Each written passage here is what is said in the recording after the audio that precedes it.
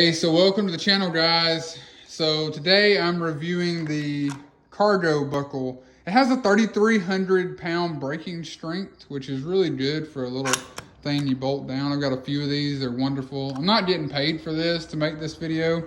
I wish I was, because I'd like them to send me a few more.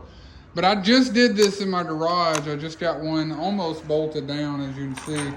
I've got some tightening up to do. But I did this so you could see what it does. You know, you just go all the way up like that. And it's a retractable ratchet strap. You just yank it down when you're done. I mean, and it works. It holds anything. It's very, very strong.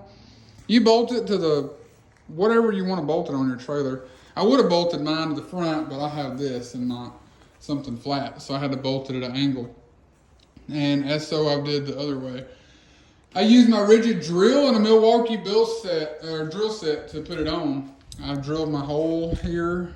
You want to do it in the corner if you don't do it like I did and not on the weld. These things are really cool. They make a mini, like a cargo buckle mini. Those are for like indoor or covered trailers. They work really nice. You can put anything on them and they'll hold it pretty much. But I got mine to hold my lawnmower back there, and we all know that thing weighs a ton. So you want to have something to hold it and strap it down.